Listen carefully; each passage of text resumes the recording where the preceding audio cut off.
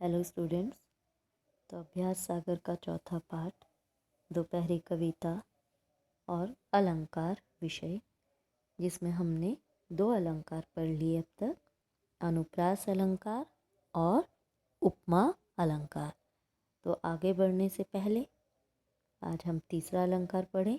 उससे पहले इन दोनों अलंकारों की फटाफट एक रिवीजन कर लेते हैं। तो अलंकार क्या है? अलंकार किसे कहते हैं? जिस साधन से काव्य के सौंदर्य में वृद्धि होती है उसे हम अलंकार कहते हैं। और अनुप्रास अलंकार, अनुप्रास अलंकार में क्या होता है? जहाँ एक वर्ण की एक से अधिक बार आवृत्ति होती है वहाँ अनुप्रास अलंकार होता है।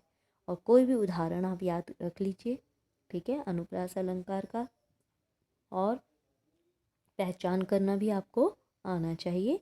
तो वहाँ हम वर्ण देखेंगे, मतलब एक से अधिक बार यानी 2 बार वो एक जैसा वर्ण अगर आ गया शुरू में ही, सिर्फ पहला वर्ण देखते वो है या उससे अधिक बार भी है तो वो अनुप्रास अलंकार है।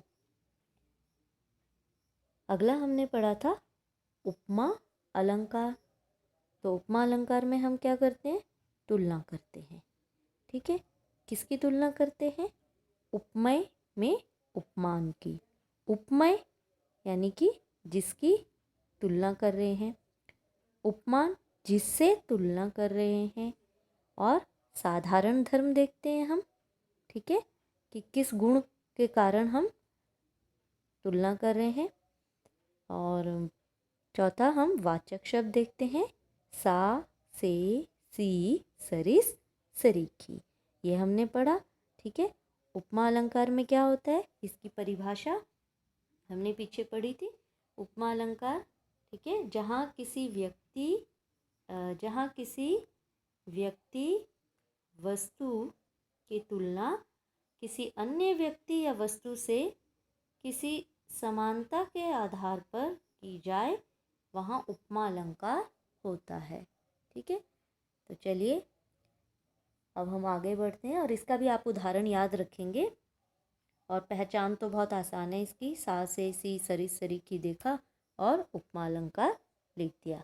लेकिन स्पष्टीकरण भी आना चाहिए कि कहीं आ ही गया कि स्पष्ट कीजिए, पंक्ति दे दी, अब स्पष्टीकरण दीजिए, है ना, कि कैसे इसमें उपमा अलंकार है, तो वो भी आ सकता है। चलिए अगला अलंकार है प्रश्न 6, ठीक है। तो अगला अलंकार हम रूपक अलंकार पढ़ेंगे आज। तो पायो जी मैंने राम रतन धन पायो। तो पढ़िए और समझिए। हर बार पहले हम क्या कहते हैं? पढ़ो और समझो, ठीक है, बाद में करना होता है, पहले पढ़ना और समझना। तो पायो जी मैंने राम रतन धन पायो, ठीक है, पर नर व्याघ्र सुयोधन। अब देखिए उदाहरण क में राम यानी उपमेय, में रतन धन यानी उपमान, ठीक है। उपमेय में उपमान का तथा उदाहरण ख में नर यानी उपमेय, ठीक है, में व्याघ्र यानी उपमान का अत्यधिक समानता के कारण आरोप किया गया है। ये रूपक अलंकार के उदाहरण हैं। रूपक अलंकार में क्या होता है? उपमेय में उपमान यानी कि जिसकी तुलना कर रहे हैं, जिसके साथ तुलना कर रहे हैं, तो उसमें इतनी अत्यधिक हम समानता देखते हैं, एक ही जैसी कोई हम बात देखते हैं, तो उसके कारण वहाँ पर आरोप कर दिया जाता है कि ये तो वही है, उसके जैसा नहीं हम कहते, फिर ये तो वही है बस, ठीक है, ये तो वही है, उसका जैसा वैसा सा, से, सी, सरी, सरीखी इसमें नहीं आएगा। होता है इसमें भी उपमेय और उपमान की समानता, लेकिन यहाँ इतनी अत्यधिक समानता है कि ये वही है, हम ऐसा कहते हैं। देखिए और अधिक समझने के लिए हम क्या याद रखेंगे? जहाँ उपमेय और उपमान की अत्यधिक समानता को प्रकट करने के लिए उपमेय में उपमान का अभेद आरोप किया जाता है। अभेद, कोई भेद ही नहीं रह जाता उन दोनों में, ठीक है, इसलिए अभेद आरोप कह रहे हैं। वहाँ रूपक अलंकार होता है। अब जैसे यहाँ देखेंगे, निम्नलिखित काव्य पंक्ति में रूपक अलंकार स्पष्ट कीजिए, क्योंकि जब हम स्पष्टीकरण करते हैं तभी हमें समझ में आता है कि ये किस तरह से अलंकार की पहचान होगी। जैसे यहाँ पर लिखा है, चरण कमल बंदो हरि राय, ठीक है, तो यहाँ पर किसकी तुलना कर रहे हैं? देखो चरण, तो चरण क्या हो गया?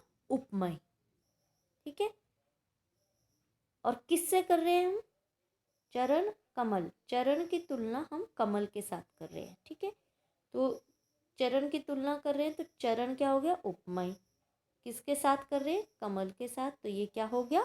उपमान, ठीक है, तो चरण की तुलना कमल के साथ, ठीक है। इसके चरण में कमल का अत्यधिक समानता के कारण उपमेय में उपमान का अभेद आरोप किया गया है, अतः यहाँ रूपक अलंकार है, ठीक है। चरण में कमल का अत्यधिक समानता के कारण उपमेय में उपमान का अभेद आरोप किया गया है यहाँ पर, इसलिए यहाँ रूपक अलंकार है, ठीक है। अब ख, गुरुपद पंकज सेवा, यहाँ सा से सी सरी सरीखी नहीं लग रहा है, गुरुपद पंकज सेवा। अब गुरु, ठीक है, गुरुपद पंकज सेवा यानी पद यानी पैर को कह रहे हैं, ठीक है, गुरु पद, तो पद यानी उपमेय, यहाँ किसकी तुलना करें? गुरुपद की, ठीक है, इसकी कर रहे हैं, पद की तुलना पंकज के साथ, यानी पैरों की तुलना पंकज के साथ, ठीक है। तो पद क्या हो गया? उपमेय, ठीक है, पंकज क्या हो गया? उपमान, ठीक है, तो हम पद की तुलना पंकज के साथ कर रहे हैं, तो इसका अत्यधिक समानता के कारण उपमेय में उपमान का अभेद आरोप किया गया है, अतः यहाँ रूपक अलंकार है। तो किसका आरोप किया गया? पद में पंकज, तो पद उपमेय, पंकज उपमान, ठीक है। जैसे मन सागर मनसा लहरी बूढ़े बहे अनेक, तो मन यहाँ पर क्या है? उपमेय है, यानी मन की तुलना हम किससे कर रहे हैं? सागर से कर रहे हैं, सागर यहाँ उपमान है, तो मन सागर, ठीक है, मन रूपी सागर नहीं कह रहे, मन जैसा सागर नहीं कह रहे हम, मन सागर, मन को हम सागर ही कह दे रहे हैं, तो मन यानी उपमेय, सागर यानी उपमान का अत्यधिक समानता के कारण यहाँ भी उपमेय में उपमान का अभेद आरोप किया गया है, तो यहाँ पर रूपक अलंकार है। अब इसको लिखेंगे आप कैसे? ये प्रश्न 6, ठीक है, प्रश्न 6 तो था रूपक अलंकार को अच्छे से पढ़ने एवं समझने के लिए, तो रूपक अलंकार की परिभाषा, ठीक है, और उसमें कौन कौन सी बातें ध्यान रखने योग्य हैं वो याद रखनी है। प्रश्न 7, ठीक है, तो इसमें पहला जो क था, तो देखिए ये उत्तर है उसका। ओहो,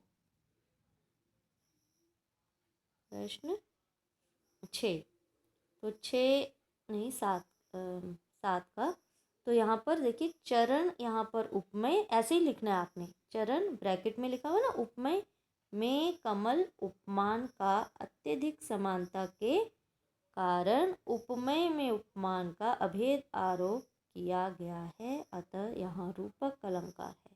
तो इसको आप ऐसे ही वहाँ पर उसके स्पष्टीकरण में लिखेंगे, ठीक है, ऐसे स्पष्ट करेंगे। ये उत्तर है, ये सारे उत्तर ही है।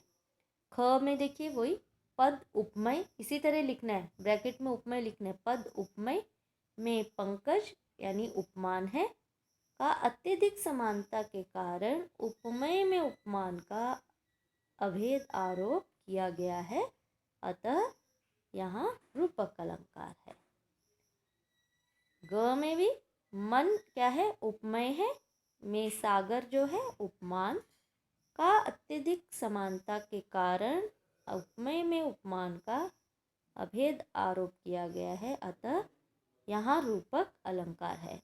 ये प्रश्न 7 का स्पष्टीकरण आपके सामने है। आप इसको सही ढंग से इसको उतार लेंगे बिना गलती के। ठीक है।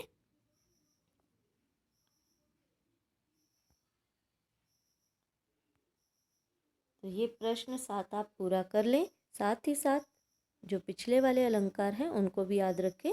तो अब हमने 3 अलंकार कर लिए, अनुप्रास, उपमा और रूपक अलंकार। अनुप्रास अलंकार, उपमा अलंकार और रूपक अलंकार। अब इन तीनों की परिभाषा भी याद रखेंगे। एक एक कोई उदाहरण इनका याद रख लीजिए आप। ठीक है।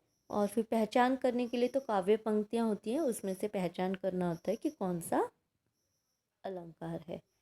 तो आज के लिए इतना ही, फिर मिलेंगे अगले वीडियो में। Till then bye and thank you.